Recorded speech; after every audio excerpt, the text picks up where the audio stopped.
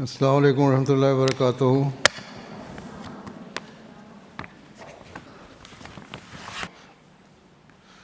اشہد ان لا الہ الا اللہ وحدہ لا شریک لہ واشہد ان محمدا عبدہ ورسولہ۔ اما بعد فاعوذ باللہ من الشیطان الرجیم۔ بسم اللہ الرحمن الرحیم۔ الحمد للہ رب العالمین الرحمن الرحیم مالک یوم الدین۔ إياك نعبد وإياك نستعين۔ اهدنا الصراط المستقيم صراط الذين أنعمت عليهم غير المغضوب عليهم ولا الضالين۔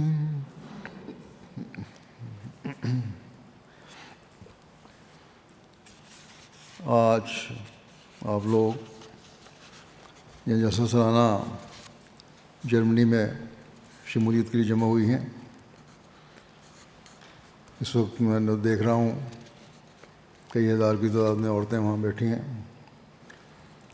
ہر احمدی عورت کا ایک مقصد ہے اور ہونا بھی چاہیے، جس کا آپ عہد کرتی ہیں اور ہر مرد بھی عہد کرتا ہے کہ اس نے دین کو دنیا پر مقدم رکھنا ہے۔ ایم ٹی والوں سے پوچھ لیں آواز وہاں صحیح جا رہی ہے؟ بس دین کو دنیا پر مقدم رکھنے کے لیے ضروری ہے کہ اپنی ذمہ داریوں کا احساس پیدا کریں اور اللہ تعالیٰ نے جو ہدایات دی ہیں، جو دین ہمیں سکھایا ہے، اس پر عمل کرنے کی کوشش کریں۔ اس کے لیے دین کا علم حاصل کر کے اپنی زندگی کا حصہ بنائیں۔ کسی بھی معاشرے میں یا قوم کی ترقی جو ہے اس کا دار و مدار زیادہ تر اس قوم کی عورتوں پر ہوتا ہے، کیونکہ عورتوں کی تعداد عموماً مردوں سے زیادہ ہوتی ہے، اور اس لحاظ سے ان کی ذمہ داریاں بھی بڑھ جاتی ہیں۔ اگر عورتوں کے معیار بلند ہوں گے تو نئی نسل زیادہ بہتر طور پر پروان چڑھنے والی ہوگی اور اپنی قوم کی روایات اور علم کو سیکھ کر اس پر عمل کرنے والی ہوگی۔ یہی حال دین کے معاملے میں ہے۔ اگر عورتوں میں مذہب کی تعلیم ہوگی اور دین کے مطابق عمل کرنے والی ہوں گی تو اگلی نسل میں بھی دین رائج ہوگا اور انہیں مذہب سے دلچسپی پیدا ہوگی۔ اس لیے اسلام نے عورت کو ایک خاص مقام دیا ہے اور اسے اس کی ذمہ داریوں کا احساس دلایا ہے۔ اس بارے میں اکثر بتاتا رہتا ہوں، لیکن جو توجہ ہونی چاہیے وہ نہیں ہو رہی۔ میں مردوں کو بھی توجہ دلاتا ہوں کہ عورتوں کے حقوق ادا کریں اور انہیں دین سکھائیں، اور عورتوں کو بھی توجہ دلاتا ہوں کہ وہ دین کا علم حاصل کریں اور اپنی اگلی نسلوں کی حفاظت کریں۔ اس احساس کمتری میں نہ رہیں کہ اسلام نے آپ کو کوئی کمتر مقام دیا ہے، بلکہ اسلام نے آپ کو ایک بڑی حیثیت دی ہے۔ ماں کی حیثیت سے اس کا ایک مقام ہے، بہن کی حیثیت سے اس کا ایک مقام ہے، اور بیوی کی حیثیت سے اس کا مقام ہے۔ اور مردوں کو اللہ تعالیٰ نے عموماً یہ ہدایت فرمائی ہے کہ وہ عاشرہن بالمعروف، یعنی عورتوں کا ایک مقام ہے اس لیے اس کی قدر کرو اور بلا وجہ بہانے بنا کر اسے کسی طرح کا نقصان پہنچانے یا جذباتی تکلیف پہنچانے کی کوشش نہ کرو، اس سے حسن سلوک کرو۔ یہ عورت ہی ہے جس کی وجہ سے تمہاری نسل چل رہی ہے، کیونکہ ہر انسان کو تمام حالات کا علم نہیں ہوتا۔ بعض لوگ سمجھتے ہیں کہ اگر وہ بعض معاملات میں زیادتی کر بھی جائیں تو وہ جائز ہے، اور وہ اسے یہ کہہ کر جائز قرار دیتے ہیں کہ عورت نے فلاں قصور کیا، اس وجہ سے پھر وہ گناہ گار ٹھہرتے ہیں، کیونکہ بلا وجہ کے الزام تراشی ہے۔ اللہ تعالیٰ نے تو یہاں تک فرمایا ہے کہ تم لوگ سمجھتے ہو کہ تم صحیح ہو، اور بعض معاملات میں عورتوں کو غلط سمجھتے ہو، اور اس وجہ سے انہیں سزا دینے یا ان سے علیحدگی اختیار کرنے کی کوشش کرتے ہو۔ لیکن اللہ تعالیٰ تو فرماتا ہے کہ اگر تم کسی چیز کو ناپسند بھی کرو تو عین ممکن ہے کہ وہ تمہارے فائدے کے لیے ہو، اور اللہ تعالیٰ اس میں بھلائی رکھ دے۔ اس لیے ذرا ذرا سی بات پر عورتوں کے جذبات سے کھیلنے کا بہانہ نہ بناؤ اور انہیں تکلیف دینے کی کوشش نہ کرو، کیونکہ جس چیز کو تم ناپسند کرتے ہو سکتا ہے اللہ تعالیٰ اسی چیز کو پسند کر رہا ہو۔ اس لیے بہتر یہی ہے کہ اگر عورتوں میں کوئی معمولی غلطیاں دیکھو بھی تو انہیں آرام سے سمجھاؤ، اور پھر معاملہ اللہ تعالیٰ کے سپرد کر دو، ان کے لیے دعا کرو۔ اللہ تعالیٰ سے دعا کرو کہ اگر تمہارے نزدیک عورت نے کوئی غلطی کی ہے تو اللہ تعالیٰ اس کی اصلاح کر دے۔ اللہ تعالیٰ نے بڑا واضح طور پر مردوں کو ان کے مقام کی وجہ سے فرمایا ہے کہ صرف تمہارے ہی جذبات نہیں ہیں بلکہ عورتوں کے بھی جذبات ہیں، ان کا خیال رکھا کرو۔ اللہ تعالیٰ فرماتا ہے کہ واللہ جعل لکم من انفسکم ازواجا، واللہ جعل لکم من انفسکم ازواجا، یعنی اللہ تعالیٰ نے تمہارے لیے تم ہی میں سے تمہارے جیسے جذبات رکھنے والی بیویاں بنائی ہیں۔ بس مردوں کو یہ تلقین فرما دی کہ بلا وجہ ذرا ذرا سی بات پر عورتوں سے بدکلامی نہ کرو، ترقی نہ کرو یا بدسلوکی نہ کرو۔ وہ بھی انسان ہیں اور ان کے بھی تمہارے جیسے جذبات ہیں، انہی سے تمہاری نسل چل رہی ہے۔ اگر تم ان کو بلا وجہ صدمات پہنچاؤ گے تو ہو سکتا ہے کہ تمہاری نسل ہی تمہارے خلاف ہو جائے۔ اکثر ایسا ہوتا ہے، میرے پاس کئی ایسے معاملات آتے ہیں جن میں مرد کے ظلم کی وجہ سے جبکہ عورت اطاعت اور فرمانبرداری دکھانے والی بھی ہو، مرد اپنی خواہشات کی تکمیل یا اپنی انا کی خاطر بعض دفعہ زیادتی کر جاتا ہے۔ اس کی وجہ سے پھر اولاد پر برا اثر پڑتا ہے، اور عورت پر ظلم و زیادتی کی وجہ سے اولاد اپنے باپ کے خلاف ہو جاتی ہے۔ پھر ایسے باپ شکایت کرتے ہیں کہ عورتوں کی حمایت کیوں کی جا رہی ہے، حالانکہ پہلا قدم تو انہوں نے خود اٹھایا ہوتا ہے۔ اگر عورت نے غلطی کی بھی تھی تو مرد کا کام تھا کہ پیار اور آرام سے سمجھاتا، اس کی اصلاح کرنے کی کوشش کرتا، اور یہ خیال رکھتا کہ ہم نے آئندہ نسل کو سنبھالنا ہے۔ بس اللہ تعالیٰ فرماتا ہے کہ عورتوں کے جذبات کا خیال رکھو اور بلا وجہ ان پر الزام تراشی کی کوشش نہ کرو۔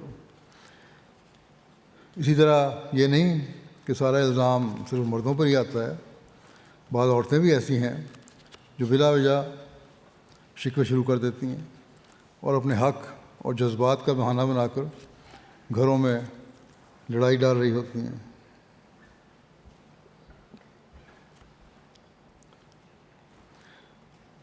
بعض دفعہ مرد کی غلطی ہوتی ہے تو بعض دفعہ عورتوں کی غلطی بھی ہوتی ہے۔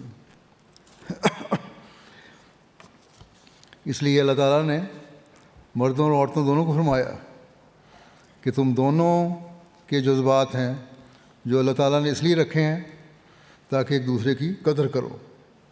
بس ایسی عورتوں کو بھی جو بلا وجہ چھوٹی چھوٹی باتوں پر گھر میں فساد پیدا کرنے کی کوشش کرتی ہیں، یہ دیکھنا چاہیے کہ تقویٰ کیا ہے۔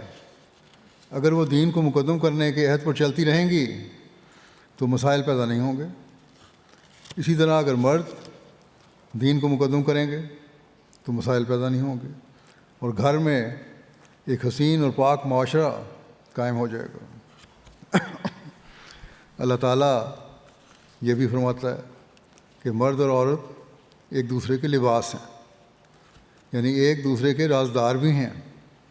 یہاں مردوں اور عورتوں دونوں کو حکم ہے کہ رازداری ہی رہنی چاہیے۔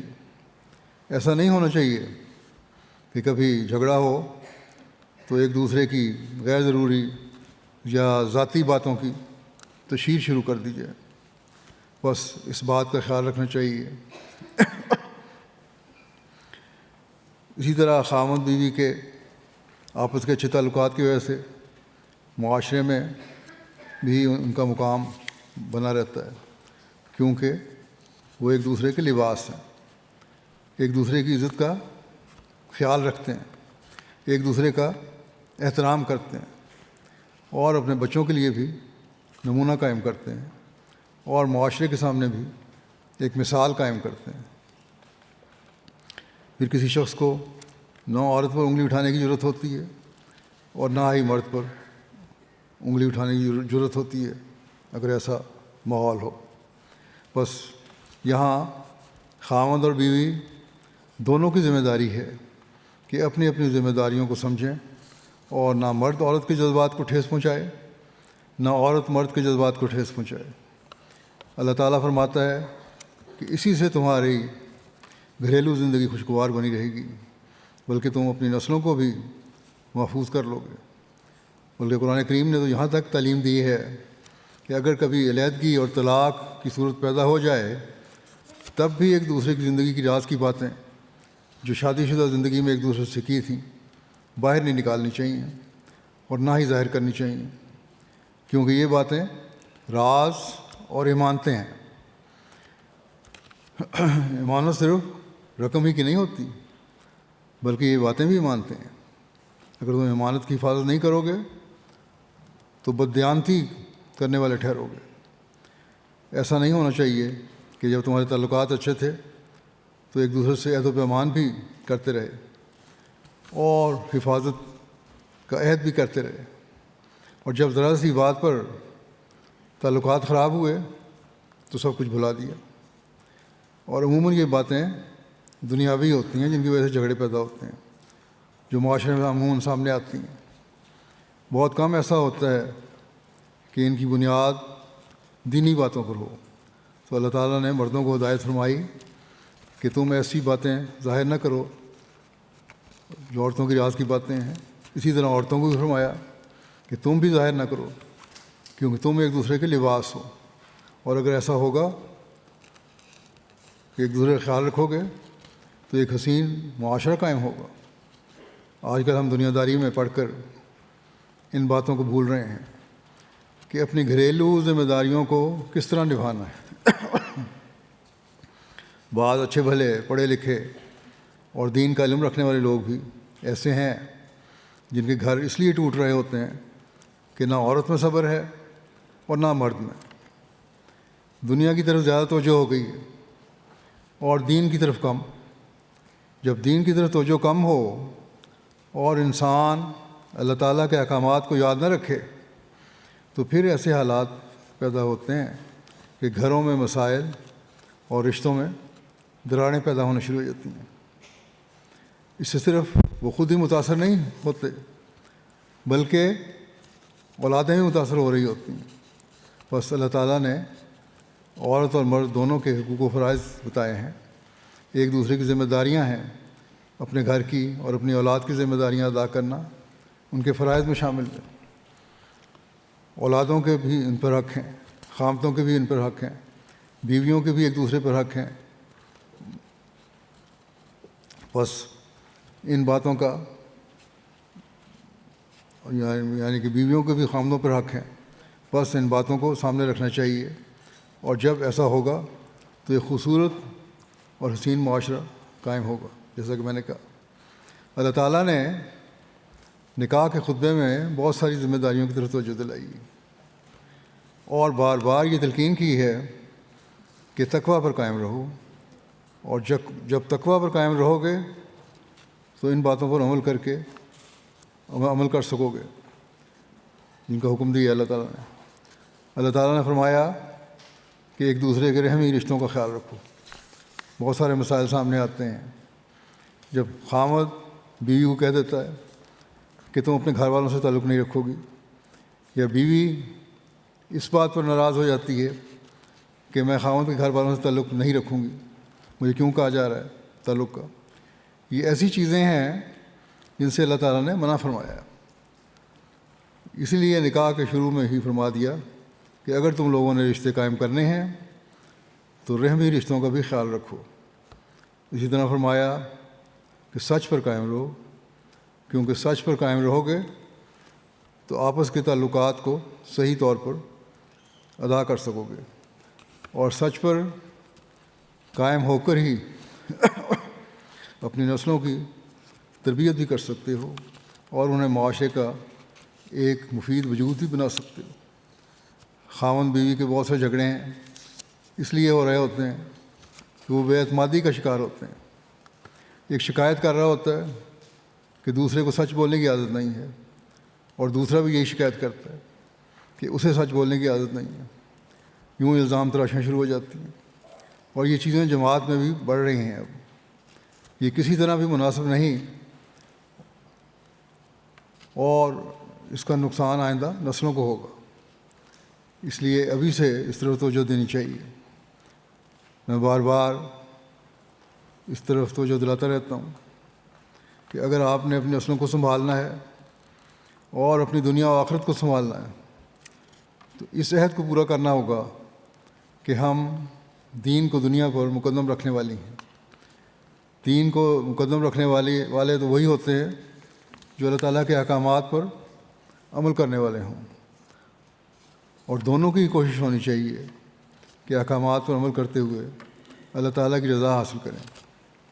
بس اس وقت مرد اور عورتیں جو میری باتیں سن رہے ہیں اس بات کا خیال رکھیں کہ آپ نے دین کو مقدم رکھنے کا عہد کیا ہے، تو پھر مرد اور عورت کے آپس کے بہت سارے جو معاملات ہوتے ہیں ان میں میانہ روی اختیار کرنی ہوگی، انا کو توڑنا ہوگا اور سچائی پر قائم رہنا ہوگا، اور جب ایسا ہوگا تو پھر اگلی نسلیں بھی جیسا کہ میں نے کہا بچیں گی۔ لیکن اگر سچائی اور اعتماد نہیں ہوگا تو نہ صرف آپ لوگوں کے اپنے تعلقات خراب ہوں گے بلکہ بچوں کے وہ بھی جھوٹ بولنے کی عادت پڑ جائے گی، اور پھر وہ معاشرے کا مفید حصہ بننے کے بجائے ایک تکلیف دہ حصہ بن جاتے ہیں اور بن جائیں گے۔ اللہ تعالیٰ فرماتا ہے کہ اگر تم سچائی پر قائم رہو گے، ایک دوسرے کا اعتماد حاصل کرنے کی کوشش کرو گے، اور دین تمہاری پہلی ترجیح ہوگا، تو تمہاری ان کوششوں کے نتیجے میں اللہ تعالیٰ تمہاری اصلاح کرتا رہے گا اور تمہاری نسلوں کی بھی اصلاح کرتا رہے گا، اور وہ تمہارے گناہوں اور غلطیوں سے صرف نظر کرتا رہے گا اور تمہارے گھروں کو بھی ایک جنت نظیر نمونہ بنا دے گا۔ اللہ تعالیٰ نے فرمایا ہے کہ اللہ اور اس کے رسول کی اطاعت کرنے سے ہی تمہیں بڑی کامیابیاں مل سکتی ہیں۔ بڑی کامیابی کیا ہے؟ مومن کی تو یہی خواہش ہوتی ہے کہ اسے کوئی بڑی کامیابی حاصل ہو، اور مومن کے نزدیک سب سے بڑی کامیابی یہی ہے اور ہونی چاہیے کہ اللہ تعالیٰ کی رضا حاصل ہو جائے اور اس کی جنتوں کا حصول ہو۔ لوگ لکھتے ہیں کہ ہماری دعائیں قبول نہیں ہوتی، ہم کس طرح سمجھیں گے ہماری دعائیں قبول ہو گئیں یا اللہ تعالیٰ نے ہمیں معاف کر دیا؟ تو اگر ہم نیک اعمال کر رہے ہیں نیکی پر قائم ہیں اور اللہ تعالیٰ کی رضا حاصل کرنے کی بھرپور کوشش کر رہے ہیں، آئندہ کوئی غلطی نہ کرنے کا عزم کرتے ہیں اور امن و سلامتی پیدا کرنے اور اللہ تعالیٰ کی رضا کے حصول کی خاطر قربانی دیتے ہوئے اپنے بعض جائز حقوق بھی چھوڑ رہے ہیں، تو پھر اللہ تعالیٰ راضی ہو جاتا ہے اور ایسے لوگوں کو بہت نوازتا ہے۔ بس اللہ تعالیٰ کی جنت کا حصول اس وقت تک نہیں ہو سکتا جب تک اپنے اعمال پر نظر نہ ہو، حقوق اللہ بھی ادا کریں اور حقوق العباد بھی ادا کرنے کی کوشش کریں۔ اس کے لیے تقویٰ ضروری ہے۔ تقویٰ کے بارے میں قرآن شریف نے بے شمار جگہ فرمایا ہے۔ حضرت مسیح علیہ الصلوۃ والسلام نے بھی اس بارے میں خاص طور پر بار بار نصیحت فرمائی ہے۔ آپ فرماتے ہیں کہ دنیا کو مقصود بالذات نہ بناؤ، تمہارا مقصد صرف دنیا کو حاصل کرنا نہ ہو، تمہارا مقصد صرف یہی نہ ہو کہ دنیا ہمیں مل جائے، بلکہ دین کو اپنا مقصد بناؤ، اور دنیا پھر اس کے لیے خادم کے طور پر ہوگی، وہ تو آئی جائے گی تمہارے پاس۔ جب یہ سوچ ہوگی تو پھر دیکھیں آپ لوگوں کو ایک سکون اور اطمینان ہوگا۔ ان ملکوں میں آ کر ترقی یافتہ ممالک کہلاتے ہیں جو خواہشات بڑھ جاتی ہیں اور دنیا داروں کو دیکھ کر دنیاوی چیزوں کی طرف زیادہ رجحان ہو جاتا ہے۔ کسی کا اچھا گھر دیکھ لیا تو گھر کی لالچ پیدا ہو گئی، کسی کی اچھی کار دیکھ لی تو کار کی لالچ پیدا ہو گئی، کسی عورت کو زیور پہنے دیکھ لیا تو زیور کی لالچ پیدا ہو گئی۔ بس ان باتوں سے پرہیز کرنا چاہیے اور یہ کوشش کرنی چاہیے کہ ہمیں ان باتوں کے بجائے اللہ تعالیٰ کی رضا حاصل ہو۔ روایات میں آتا ہے ایک دفعہ حضرت صلی اللہ علیہ وسلم نے عورتوں کو خطاب کرتے ہوئے فرمایا تھا کہ اے عورتوں، تم چاندی کے زیور کیوں نہیں بناتی؟ سنو، کبھی ایسی عورت جس نے سونے کے زیور بنائے اور وہ انہیں فخر کی خاطر عورتوں کو یا اجنبی مردوں کو دکھاتی پھرتی ہے، تو اس عورت کو اس کے اس فعل کی وجہ سے عذاب دیا جائے گا۔ بڑا انذار ہے، بڑی ڈرانے والی بات ہے۔ بس اس بات کو ہمیشہ یاد رکھنا چاہیے کہ ہماری خواہشات، زیورات کی خواہشات اور مال کی خواہشات اس لیے نہ ہوں کہ ہم ان پر فخر کریں۔ جائز ہے، زیور سونے کا پہننا بھی جائز ہے۔ آپ نے تو اس وقت کے حالات کے مطابق نصیحت فرمائی تھی کہ چاندی کا پہنو، کیونکہ اسلام کو اس وقت مال کی ضرورت تھی۔ وہ مال جو تم نے اپنے اوپر خرچ کرنا ہے، اسلام کی مدد کے لیے خرچ کرو۔ لیکن زیور پہننا منع نہیں ہے، ہاں پہنو، لیکن فخر نہ کرو۔ جب ہم فخر کریں گے تو دین سے دور ہٹ جائیں گے، اور جب دین سے دور ہٹ جائیں گے تو پھر ہمارے یہاں جلسے کے لیے اکٹھے ہونے اور تقریریں سننے کا کوئی فائدہ نہیں ہوگا، کیونکہ پھر ان باتوں کا ہم پر کوئی اثر نہیں ہوگا، اور ہمارے ذہنوں میں صرف یہ ہوگا کہ ہم نے یہاں اپنی بڑائی کا اظہار کرنا ہے، اور یہ بڑائی اللہ تعالیٰ کو ناپسند ہے۔ بس اس کے لیے بہت کوشش اور ایک مسلسل عمل کی ضرورت ہے تاکہ ہم اپنی بھی اصلاح کر سکیں اور اپنی نسلوں کی بھی اصلاح کر سکیں۔ پھر ایک دیندار عورت کے لیے ضروری ہے کہ اپنی نمازوں میں خشوع و خضوع کی عادت ڈالے، ان میں ایک روح پیدا کرے اور عاجزی سے انہیں ادا کرنے کی کوشش کرے۔ اللہ تعالیٰ کے حضور حاضر ہوں تو یہ سوچ کر کہ خدا میرے سامنے ہے، پھر اسے مانگیں، اپنے لیے مانگیں، اپنے خاوندوں کے لیے مانگیں، اپنی اولاد کے لیے بھی مانگیں کہ اے اللہ، تو ہمیں نیکیوں پر قائم رکھنے والا ہے، تو ہمیں نیکیوں پر قائم رکھنے والا بنا، تو ہی نیکیوں پر قائم رکھنے والا ہے۔ تو ہمیں توفیق دے کہ ہم تیری عبادت بجا لا سکیں، اور ہمیں بھی اور ہماری اولادوں کو بھی اور ہمارے خاوندوں کو بھی اس پر قائم رکھ۔ اور جب عبادت میں توجہ قائم رہے گی تو انسان مختلف قسم کی لغویات اور فضولیات اور فضول خیالات سے بچتا رہے گا۔ جب نمازوں، استغفار اور ذکر الہی کی طرف توجہ ہوگی تو انسان بہت ساری دنیاوی خواہشات اور برائیوں سے بچ جاتا ہے۔ آج کل کے زمانے میں محض ٹی وی پر بیٹھ کر غلط قسم کے ڈرامے دیکھنا یا انٹرنیٹ اور سوشل میڈیا پر لگا پروگراموں میں شامل ہونے سے ذہن زہر آلود ہو جاتے ہیں، اور یہ زہر پھر انسان کے دماغ سے سارے جسم میں پھیل جاتا ہے اور ایک برائی سے دوسری برائی جنم لیتی چلی جاتی ہے۔ بس آج کل جب کہ دنیا میں ایسی حالت پیدا ہو چکی ہے کہ دنیا داری میں لوگ دین کو بھول چکے ہیں اور دنیاوی خواہشات ہی ان کا مقصد بن گئی ہیں، ایسے حالات میں ہر احمدی عورت اور مرد کو کوشش کرنی چاہیے کہ ان لغویات سے بچیں اور دین کی طرف زیادہ توجہ دیں، کیونکہ آپ ہی وہ لوگ ہیں جنہوں نے حضرت مسیح موعود علیہ الصلوۃ والسلام کی بیعت کر کے یہ عہد کیا ہے کہ ہم دین کو دنیا پر مقدم رکھیں گی اور اللہ تعالیٰ کے پیغام کو دنیا میں پہنچائیں گی۔ بس اگر آپ نے اللہ تعالیٰ کے پیغام کو دنیا میں پہنچانا ہے تو سب سے پہلے اپنی اصلاح کی ضرورت ہے، اپنا اللہ تعالیٰ سے تعلق پیدا کرنے کی ضرورت ہے، اور اپنی ناجائز دنیاوی خواہشات کو دور کرنا ضروری ہے۔ بس اس بات پر ضرور غور کریں اور اس کے لیے ایک عہد کریں کہ آپ نے آئندہ اپنی زندگیوں میں ایک انقلاب پیدا کرنا ہے، اور یہ انقلاب اس لیے پیدا کرنا ہے کہ نہ صرف اپنی آنکھ پر سنوارنی ہے بلکہ دنیا کو بھی راہ راست پر لانا ہے۔ آج کل دنیا تباہی کے کنارے کی طرف جا رہی ہے، اور اس تباہی سے وہی لوگ محفوظ رہ سکتے ہیں جو اللہ تعالیٰ سے تعلق رکھنے والے ہیں، ورنہ جب اللہ تعالیٰ کی پکڑ آتی ہے تو پھر سب اس میں پستے ہیں۔ اس لیے ہمیشہ اس سے بچنے کی کوشش کرنی چاہیے۔ حضرت مسیح موعود علیہ الصلوۃ والسلام نے فرمایا ہے کہ آگ ہے پر آگ سے وہ سب بچائے جائیں گے جو کہ رکھتے ہیں خدائے ذوالعجائب سے پیار۔ بس خدائے ذوالعجائب سے پیار رکھنے کی ضرورت ہے، اس کے لیے اپنی نمازوں کو سنوار کر ادا کرنے، نیک اعمال بجا لانے اور حقوق العباد ادا کرنے کی ضرورت ہے۔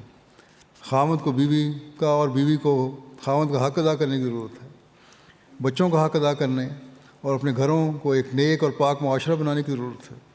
اگر یہ چیزیں ہوں گی تو پھر آپ انشاءاللہ ترقی پر قائم رہیں گی، اور جب اس سوچ کے ساتھ آپ عبادت کریں گی تو عبادت پر بھی توجہ قائم رہے گی۔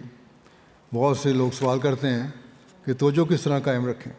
اگر دنیاوی خواہشات دل میں گھوم رہی ہوں تو توجہ کیسے قائم رہ سکتی ہے؟ پھر تو نماز کے دوران بھی توجہ اسی طرف ہو جائے گی۔ اس لیے نمازوں میں یہ بھی دعا کریں کہ اللہ تعالیٰ ہمیں، ہماری اولاد کو اور ہمارے خامدوں کو ان چیزوں سے بچائے، ہمارے بھائیوں کو، ہماری بہنوں کو، ہمارے ماں باپ کو، سب کو ان چیزوں سے بچائے، اور ہم دین کو خالص کرنے والے اور دین پر خالص توجہ دینے والے ہوں۔ غلط قسم کی باتوں سے خود بھی پرہیز کریں، اور یہ بھی دعا کریں کہ ہم سب اس سے بچنے والے ہوں۔ پہلے زمانے میں تو کہا جاتا تھا کہ عورتیں زیادہ باتیں کرتی ہیں، لیکن اب تو مردوں کا بھی یہی حال ہے کہ وہ غلط قسم کی باتوں کی مجلسوں میں بیٹھے رہتے ہیں، وقت ضائع کرتے ہیں اور لغویات میں مبتلا ہو کر بجائے عورتوں کی اصلاح کرنے کے خود بگڑتے چلے جا رہے ہیں۔ اور پھر اس کی وجہ سے بعض دفعہ تو یہ شکایت آتی ہے اور عورتیں شکایت کرتی ہیں کہ مرد ہمیں کہتے ہیں کہ تم پردے چھوڑ دو، فلاں مجالس میں آنا شروع کر دو، یہ ایسی سوسائٹی میں بیٹھو۔ تو اگر مردوں کا یہ حال ہے تو پھر وہ یہ دعویٰ نہیں کر سکتے کہ ہمارا حق ہے کہ عورت ہماری فرما بردار رہے۔ ایسے مردوں کی فرما بردار عورت نہیں رہ سکتی۔ لیکن یہاں عورتوں کے لیے ایک چیلنج ہے کہ وہ یہ دیکھیں کہ کس طرح اپنے خامدوں کی اصلاح کر سکتی ہیں، کیونکہ انہوں نے اپنے گھر کو پرامن بنا کر اپنے بچوں کے مستقبل کو بہتر بنانا ہے۔ بچوں کی خاطر قربانی کرتے ہوئے مختلف طریقے اختیار کر کے یہ کوشش کریں کہ کس طرح اپنے خامدوں کی اصلاح کرنی ہے۔ اگر خامد بگڑ رہے ہیں تو بیویاں ان کی اصلاح کریں، کیونکہ ان کے نمونے بچوں پر بد اثر ڈال سکتے ہیں اگر وہ خامد بد کام کر رہے ہیں۔ اس لیے اپنی نسلوں کو بچانے کے لیے اپنے خامدوں کو بھی غلط کاموں سے بچانے کی کوشش کریں۔ اپنی نسلوں کو بچانے کے لیے نیکی کی تلقین انہیں کریں اگر وہ صحیح نہیں ہے، کیونکہ بعض دفعہ ایک مخالف بہاؤ شروع ہو جاتا ہے۔ اللہ تعالیٰ نے تو مردوں کو ہی فرمایا ہے، اور حضرت صلی اللہ علیہ وسلم اور حضرت مسیح علیہ السلام نے بھی اس طرح توجہ دلائی ہے اور یہی فرمایا ہے کہ مرد عورتوں کی اصلاح کا ذریعہ بنیں، لیکن بعض دفعہ اس کے الٹ شروع ہو جاتا ہے کہ عورتیں مردوں کی اصلاح کا ذریعہ بنتی ہیں، اور آج کل کے معاشرے میں مرد بھی اسی طرح متاثر ہو رہے ہوتے ہیں جس طرح عورتیں متاثر ہو رہی ہیں۔ بس اگر عورتیں اپنی ذمہ داریاں سمجھ لیں تو وہ نہ صرف مردوں کی بلکہ اپنی نسلوں کی بھی اصلاح کر رہی ہوں گی۔ جیسا کہ میں نے کہا، نسلوں کو بچانا بہت ضروری ہے، ورنہ پھر ایسی تباہی آئے گی جس کا ہم اندازہ بھی نہیں کر سکتے۔ اسی طرح عورتوں کو یہ بھی حکم ہے کہ زکوٰۃ دیں۔ عام طور پر جس طرح مردوں کو حکم ہے زکوٰۃ کا، عورتوں کو بھی ہے۔ عام طور پر عورتوں پر زکوٰۃ اس لیے زیادہ فرض ہے کیونکہ ان کے پاس زیورات ہوتے ہیں، جیسا کہ پہلے ذکر ہوا۔ رسول نے فرمایا ہے کہ زیور چاندی کیوں نہیں پہنتی، اگر سونے کے زیور پہنے یا رکھے ہیں تو پھر ان پر زکوٰۃ بھی فرض ہے، منع نہیں ہے، لیکن پھر اس کا حق ادا کرو، اور جو نصاب مقرر ہے اس کے مطابق زکوٰۃ دینا فرض ہے۔ جب اپنا آپ مالی قربانی کریں گی تو آپ کا مال بھی پاک صاف ہوگا۔ اللہ تعالیٰ کا فضل ہے کہ احمدی عورتیں مالی قربانیوں میں پیش رہتی ہیں۔ جرمنی میں مساجد کی تحریک میں بھی عورتیں بہت بڑھ چڑھ کر حصہ لیتی ہیں۔ اس کے علاوہ بھی بعض دفعہ عورتیں اپنے زیورات اور دیگر اشیاء مالی قربانیوں کے لیے پیش کر دیتی ہیں۔ اللہ تعالیٰ کی فضل سے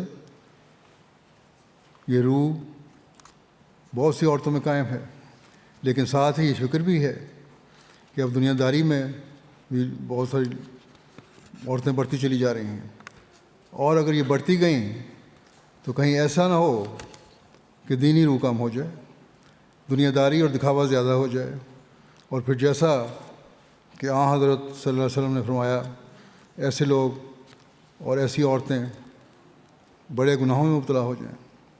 بس اس سے بچنے کی کوشش کرنی چاہیے، اور ہمیشہ دین کو دنیا پر مقدم رکھنے کی کوشش کرنی چاہیے، اور اس کے لیے ہر قربانی کے لیے تیار رہنا چاہیے۔ اللہ کے فضل سے آپ یہاں جلسے پر آئی ہیں، اور آپ سب لوگ جلسے پر جو یہاں آئے ہیں تو اس جلسے کے مقصد کو یاد رکھیں۔ ایک روایت میں آتا ہے، حضرت ام المومنین حضرت عائشہ رضی اللہ عنہا نے روایت کیا ہے کہ ایک دفعہ حضرت صلی اللہ علیہ وسلم مسجد میں تشریف لائے تو وہاں ایک قبیلے کی ایک عورت جس نے زیور پہنا ہوا تھا، بڑے ناز و ادا اور زیب و زینت کے ساتھ اچھے لباس میں مسجد میں داخل ہوئی۔ حضرت صلی اللہ علیہ وسلم نے فرمایا، اے لوگو، اپنی عورتوں کو زیب و زینت اختیار کرنے اور مسجد میں ناز و ادا سے مٹک کر چلنے سے منع کرو۔ اس وقت آپ نے نصیحت مردوں کو کی اور ساتھ ہی عورتوں کو بھی فرما دی۔ آپ نے فرمایا کہ بنی اسرائیل پر صرف اس وجہ سے لعنت کی گئی تھی کہ ان کی عورتوں نے زیب و زینت اختیار کر کے ناز و نخرے کے ساتھ مسجدوں میں اترا کر آنا شروع کر دیا تھا، اپنی عبادت گاہوں میں اترا کر آنا شروع کر دیا تھا۔ بس یہ جلسے، یہ اجلاس اور یہ فنکشن جو جماعتی ہوتے ہیں، یہ بھی دینی مجالس اور دین سیکھنے کا حصہ ہیں، اس لیے یہاں کسی بھی قسم کی نمائش کے لیے نہیں آنا چاہیے۔ بعض لوگ جلسوں پر بے شمار زیور پہن کر آ جاتے ہیں، یہ جلسے کے لیے بہت اعلیٰ کپڑے بنائے جاتے ہیں، صاف ستھرے اچھے اور عمدہ کپڑے ہونے چاہیے، لیکن صرف یہ مقصد نہ ہو کہ ہمیں اپنے کپڑوں اور اپنے زیوروں کو لوگوں کو دکھانا ہے اور اپنی بڑھائی کا اظہار کرنا ہے۔ اگر یہ نیت ہوگی تو پھر آپ اس مقصد کو حاصل کرنے والی نہیں ہوں گی جو جلسوں یا دینی اجلاسوں پر آنے کا مقصد ہے، کیونکہ یہ جگہیں تو دینی علم کے حصول کے لیے ہیں اور مسجدیں عبادت کے لیے ہیں۔ بس اس مقصد کے لیے نہ آئیں کہ نمود و نمائش ہو یا لوگ آپ کے زیور یا کپڑوں کو غور سے دیکھیں۔ یہ مسجد، یہ جلسہ گاہ کوئی ہے، یہ کوئی فیشن حال نہیں ہے۔ یہاں اگر آئیں، اس جلسہ گاہ میں اگر آئیں تو دین سیکھنے اور اسے مقدم رکھنے کے لیے آئیں۔ مسجد میں آئیں تو اس لیے آئیں کہ اللہ تعالیٰ کی عبادت کرنی ہے۔ جب یہ حالت ہوگی تو آپ لوگ اللہ تعالیٰ کی پسندیدہ ہو جائیں گی، اور جب اللہ تعالیٰ کی پسندیدہ ہو جائیں گی تو وہ اپنے فضل سے بھی نوازے گا۔ بس اس بات کو خاص طور پر ہر عورت کو یاد رکھنا چاہیے کہ اس نے ہمیشہ دین کو دنیا پر مقدم رکھنا ہے اور اس کے لیے بھرپور کوشش کرنی ہے۔ اللہ تعالیٰ نے تو ہمارے حق قائم فرمائے اور مردوں کو کہہ دیا ہے کہ ان سے نیک سلوک کرو، یہ بھی تمہاری طرح جذبات رکھنے والی ہیں، اور ان کے دوسرے حقوق بھی ادا کرو۔ ہمیں اللہ تعالیٰ نے اور بھی بہت سارے حقوق ادا فرمائے ہیں، بس اس کے شکرانے کے طور پر ضروری ہے کہ ہم اپنے اور اپنی اولاد کی نیکیوں کے معیار بلند کریں، اللہ تعالیٰ کی رضا حاصل کرنے کی کوشش کریں اور دین کو دنیا پر مقدم رکھنے کی کوشش کریں۔ حضرت صلی اللہ علیہ وسلم عورتوں کو نصیحت اور خاص طور پر ان باتوں کی تلقین فرمایا کرتے تھے۔ بس حضرت صلی اللہ علیہ وسلم کے غلام صادق حضرت مسیح علیہ الصلوۃ والسلام جب حضرت جو حضرت صلی اللہ علیہ وسلم کی پیشگوئی کے مطابق آئے ہیں تو اللہ تعالیٰ نے ان کو اس لیے بھیجا ہے کہ آخرین کو پہلوں سے ملائیں، کیونکہ حضرت صلی اللہ علیہ وسلم نے ان پہلے اجڑ، دنیا دار، ناز و نخرے کرنے والے اور دنیا کو ترجیح دینے والے لوگوں میں ایک ایسی پاک تبدیلی پیدا کی تھی کہ ان میں عبادت گزار عورتیں پیدا ہو گئیں۔ ایسی عورتیں پیدا ہوئیں جو ساری رات تہجد پڑھنے والی تھیں، ایسی عورتیں پیدا ہوئیں جو مالی قربانیاں دینے والی تھیں، ایسی عورتیں پیدا ہوئیں جو دین کی خاطر جہاد کرنے والی تھیں۔ بس حضرت مسیح علیہ السلام بھی اسی مقصد کے لیے آئے ہیں کہ جماعت احمدیہ میں بھی ایسی عورتیں پیدا ہوں جو دین کو دنیا پر مقدم رکھنے والی ہوں، عبادتوں کے اعلیٰ معیار حاصل کرنے والی ہوں، مالی قربانیاں کرنے والی ہوں، اپنی اولادوں کی نیک تربیت کرنے والی ہوں، گھروں کو پرامن بنانے والی ہوں، اسلام کا پیغام اپنے عمل اور تبلیغ سے اپنے ماحول میں پھیلانے والی ہوں، اور ایک ایسا حسین معاشرہ قائم کریں کہ اس معاشرے میں جو بظاہر ترقی یافتہ معاشرہ کہلاتا ہے، یعنی یورپ کا معاشرہ، وہ دیکھیں کہ اعلیٰ اخلاق احمدی لوگوں میں پائے جاتے ہیں۔ احمدی عورتیں وہ ہیں جو مالی قربانیاں بھی کر سکتی ہیں، جو دین کو دنیا پر مقدم رکھنے کے لیے ہر قسم کی قربانی کے لیے تیار ہیں، اور جن کا اولین مقصد خدا تعالیٰ کی رضا کو حاصل کرنا ہے، اور یہی وہ چیز ہے جو دنیا میں امن و سلامتی قائم کر سکتی ہے۔ آج کل دیکھ لیں دنیا میں جو یہ بدامنی پھیلی ہوئی ہے، اس کی وجہ یہی ہے کہ لوگوں کی تربیت نہیں ہے، ان کی تربیت کرنے والی وہ مائیں نہیں ملیں، ان کو تربیت کرنے والی وہ مائیں نہیں ملیں جنہوں نے ان کو یہ بتایا ہو کہ خدا تعالیٰ کی رضا کیا چیز ہے۔ بس آپ وہ مائیں ہیں جنہوں نے اگلی نسلوں کو یہ بتانا ہے کہ اللہ تعالیٰ کی رضا حاصل کرو گے تو پھر ہی کامیابیاں بھی حاصل کر سکو گے، اور جب کامیابیاں حاصل کرو گے تو تب ہی تم اس دنیا میں بھی سرخرو ہوگے، اور اللہ تعالیٰ کے حضور حاضر ہونے پر بھی وہاں انعام پانے والے ہوگے۔ بس حضرت مسیح موعود علیہ الصلوۃ والسلام نے جو جماعت پیدا کی اور آخرین کی جماعت کو پہلوں سے ملانے کے لیے اللہ تعالیٰ نے آپ کو بھیجا، اس کے لیے ہمیں نیک عمل کرنے ہوں گے، کوشش کرنی ہوگی اور محنت بھی کرنی ہوگی۔ اس لحاظ سے ہر احمدی عورت پر بہت بڑی ذمہ داری عائد ہوتی ہے، اور اس ذمہ داری کو ادا کرنے کی طرف توجہ دینی چاہیے۔ بہت ساری لمبی باتیں بیان کرنے کی ضرورت نہیں ہوتی، اگر ہم بنیادی چیز سمجھ لیں کہ ہماری زندگی کا مقصد کیا ہے، ہم نے تقویٰ پر چلنا ہے اور اللہ تعالیٰ کی عبادت کا معیار حاصل کرنا ہے، تو پھر اللہ تعالیٰ ہم پر فضل بھی فرمائے گا۔ اللہ تعالیٰ نے عورت کو جو ایک مقام دیا ہے، اس کے لیے تمام نیکیوں میں مردوں کی طرح اسے اجر بھی دیا جائے گا۔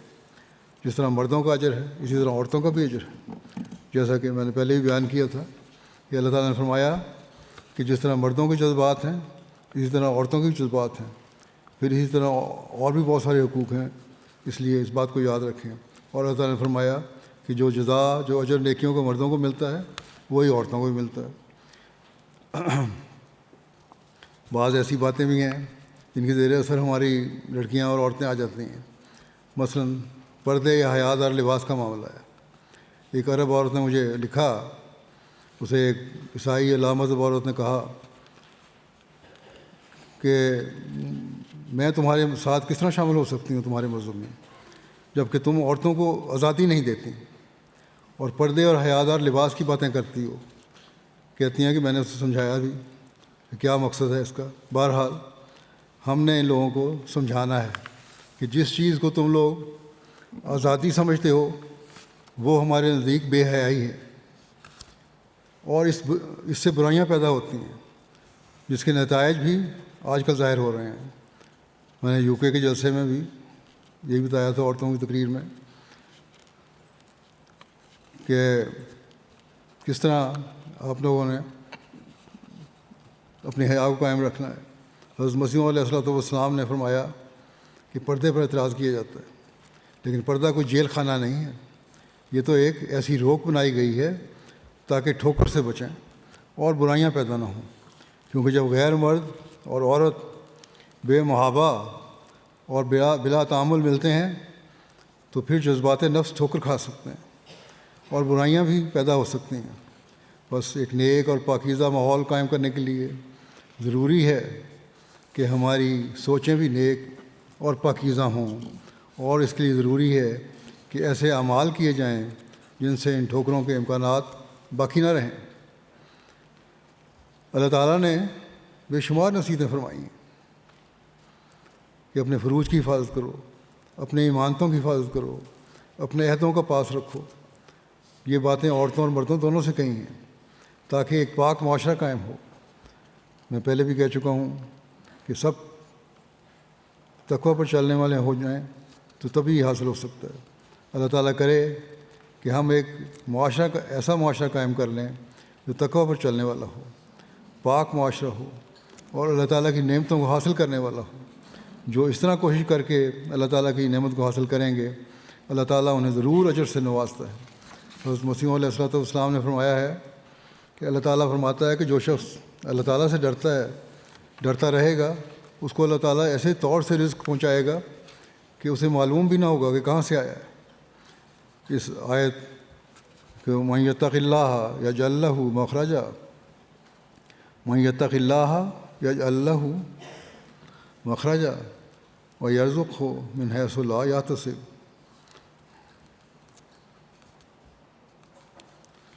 کی تشریح میں آپ فرماتے ہیں کہ اللہ تعالیٰ اس طرح رزق پہنچاتا ہے کہ اس کا امکان بھی نہیں ہوتا۔ آپ نے فرمایا کہ رزق کا خاص طور پر اس بات سے ذکر کیا ہے کہ بہت سے لوگ حرام مال جمع کرتے ہیں، غلط طریقوں سے مال کمانے کی کوشش کرتے ہیں۔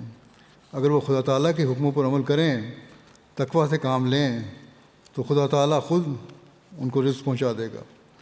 بعض لوگوں کو یہ بھی خیال ہوتا ہے کہ اگر ہم دنیا داری نہ کریں تو ہمیں رزق نہیں ملے گا، یا یہ دنیاوی رزق ہی سب کچھ ہے۔ اللہ تعالیٰ فرماتا ہے کہ ایسا نہیں۔ اگر تمہارے اندر قناعت ہے اور تم اللہ تعالیٰ کی رضا کے حصول کے لیے کوشش کر رہے ہو یا کر رہی ہو تو اللہ تعالیٰ رزق بھی بے شمار دے گا۔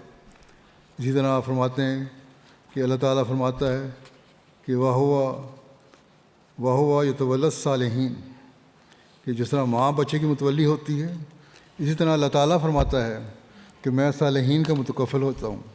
بس یہ خیال بھی غلط ہے کہ اگر ہم تقویٰ پر چلیں گے، اگر ہم دنیا کی خواہشات نہیں کریں گے تو شاید ہمیں رزق نہ ملے۔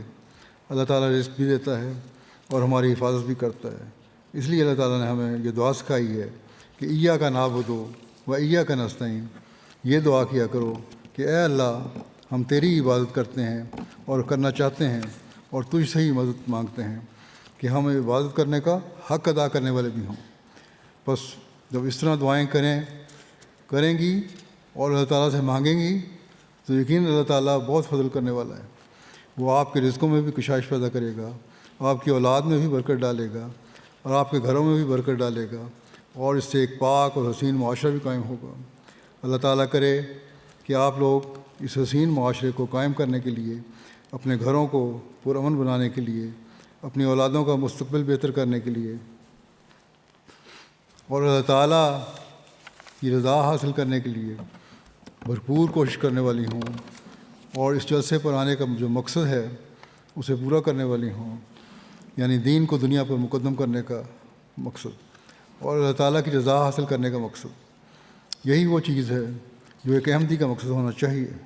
یہی چیز ہے جس کے لیے ہم نے حضرت مسیح موعود علیہ الصلوۃ والسلام کی بیعت کی ہے، اور یہی بات ہے جس کے لیے آج ہم یہاں جمع ہوئے ہیں۔ اگر یہاں جمع ہونا اس مقصد کے لیے نہیں ہے تو پھر اس جلسے پر آنا بھی بے فائدہ ہے۔ اللہ تعالیٰ سب کو توفیق عطا فرمائے کہ وہ اس کی رضا حاصل کرنے اور اس مقصد کو پورا کرنے والی بنے۔ آمین۔ اب دعا کر لیں۔